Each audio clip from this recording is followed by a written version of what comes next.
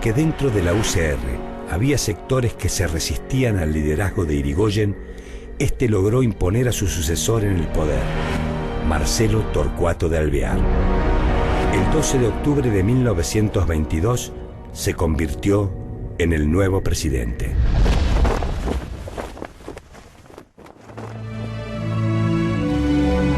La llegada a la presidencia de Alvear fue la excusa ideal para que el sector radical anti-irigoyenista intentara tomar el control del partido. Aunque el nuevo presidente era leal a Irigoyen, su estilo de gobierno era mucho más aristocrático que popular. Su principal apoyo lo obtuvo de parte de los radicales contrarios a Irigoyen. Esto no impidió que en 1924 las disidencias internas provocaran una ruptura del partido. Entretanto, Irigoyen mantenía una gran popularidad entre sus seguidores. Las elecciones presidenciales de 1928 se aproximaban e Hipólito se preparó para presentar su nueva candidatura. Sin oposición interna en la UCR, tenía gran parte del camino allanado.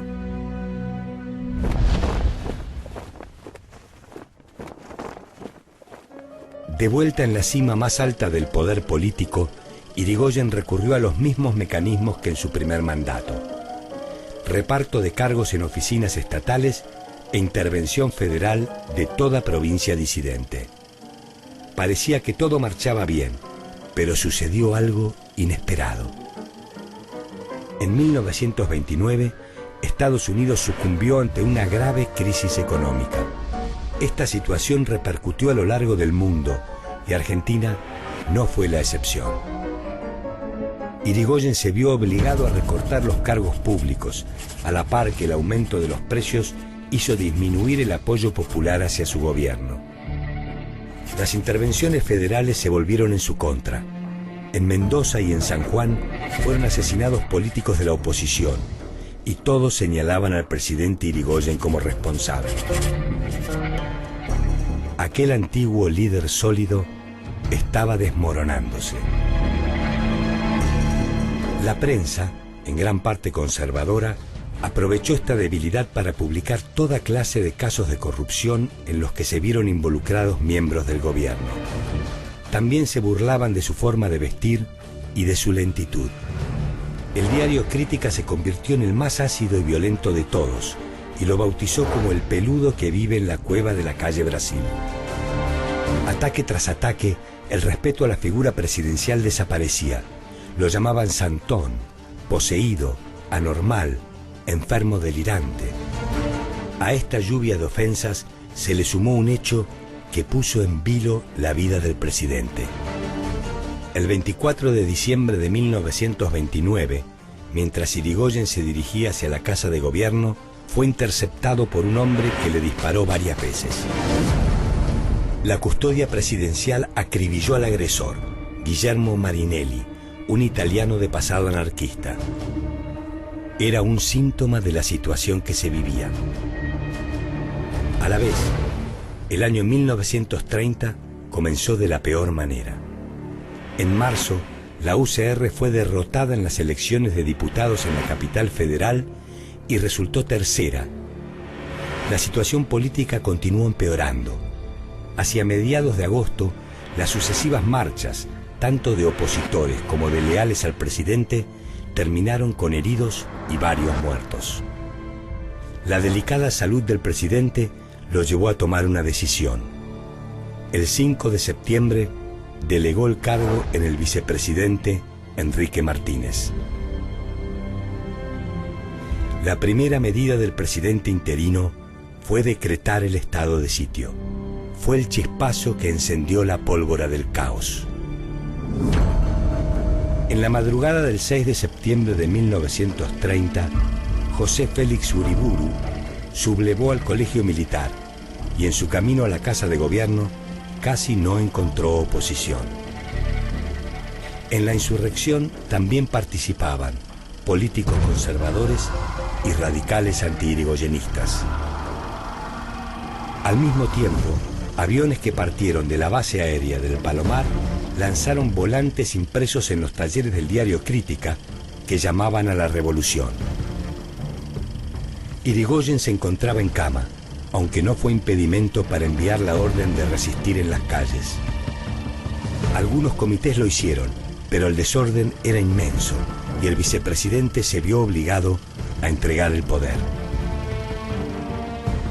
Hipólito Yrigoyen decidió entregarse al Regimiento 7 de La Plata.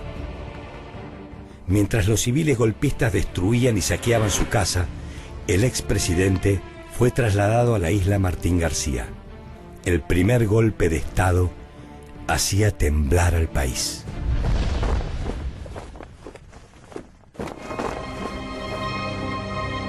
A fines de 1932, el dictador Uriburu, poco antes de dejar el poder, indultó a Hipólito Yrigoyen, pero este rechazó el indulto de quien consideraba un ocupante ilegal del poder.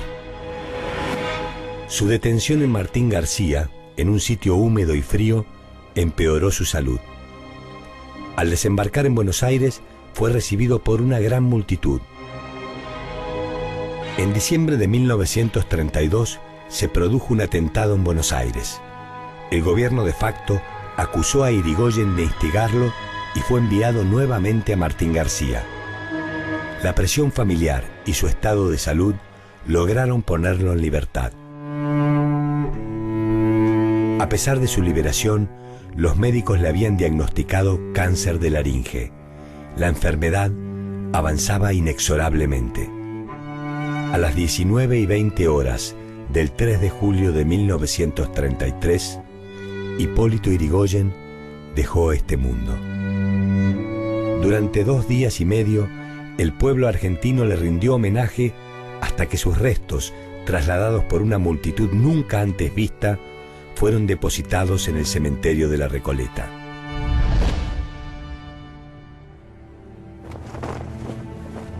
La forma de hacer política de Hipólito Yrigoyen lo convirtió en una de las figuras más discutidas del primer tercio del siglo XX.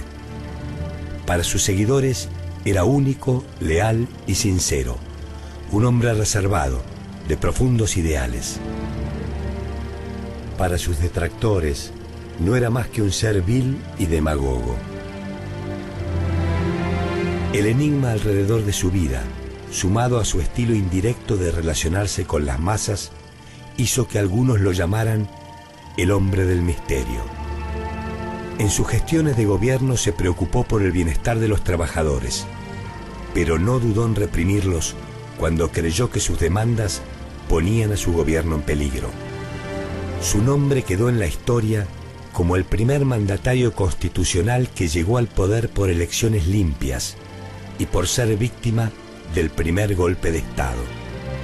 Así se definió: soy un mandatario supremo de la nación para cumplir las más justas y legítimas aspiraciones del pueblo argentino. Sé bien que he venido a cumplir un destino admirablemente conquistado, la reintegración de la nacionalidad sobre sus bases fundamentales. Este fue Hipólito Yrigoyen.